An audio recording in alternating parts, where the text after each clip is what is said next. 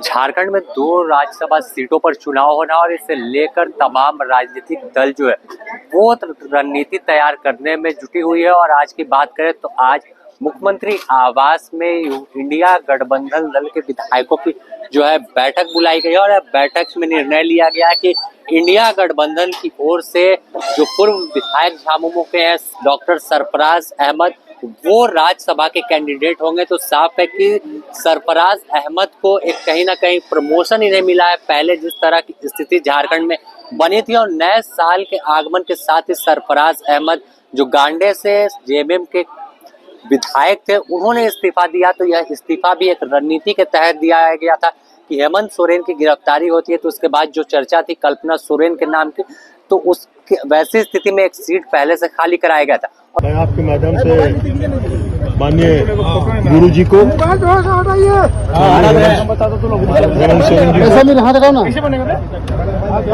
और माननीय चंपे सोरेन जी को दल के सारे नेताओं को बहुत बहुत बधाई देता हूँ, धन्यवाद देता हूँ। उन लोगों ने उसके लिए झारखंड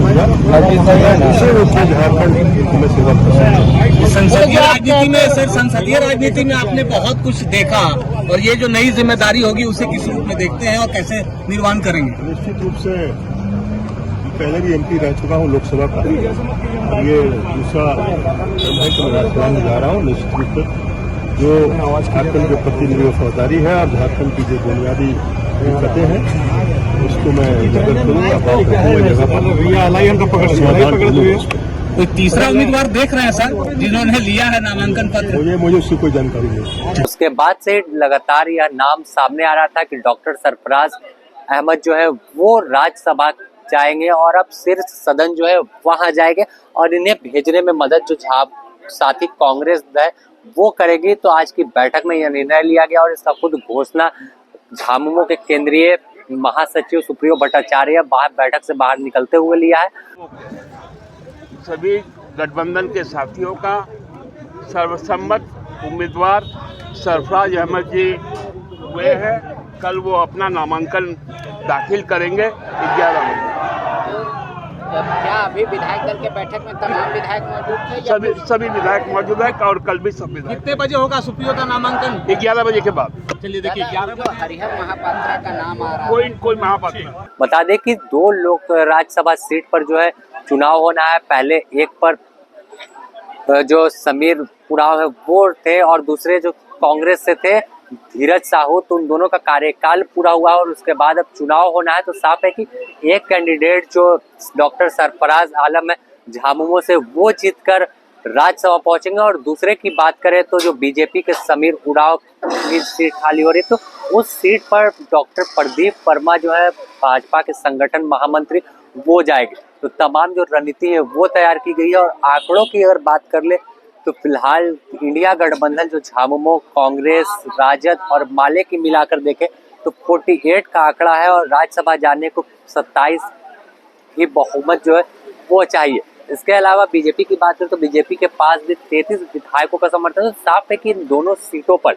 एक एक जो कैंडिडेट है वो आसानी से जीत दर्ज कर लेंगे, कोई कहीं भी दुविधा नहीं है।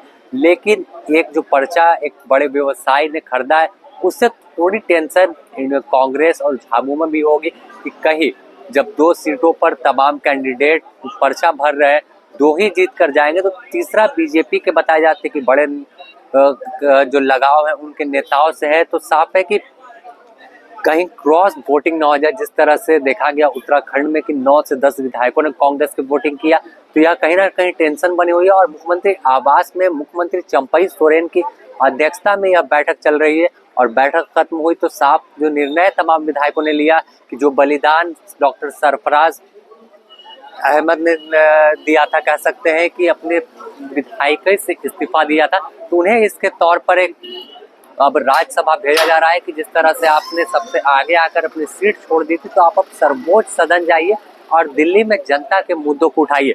तो अब जिस तरह से अगर बात कर फिलहाल यह सीट जो थी कांग्रेस की थी लेकिन कांग्रेस भी यहाँ पर बलिदान देते हुए दिखी है और गठबंधन धर्म का पालन किया है कि विधायक ने इस्तीफा दिया तो अब वो सर्वोच्च सदन जो है राज्यसभा वहां जाएंगे। द न्यूज़ पोस्ट से जुड़ी तमाम अपडेट आपको देता रहेगा। अपने सहयोगी संतोष के साथ Sameer, the news post, Ranchi.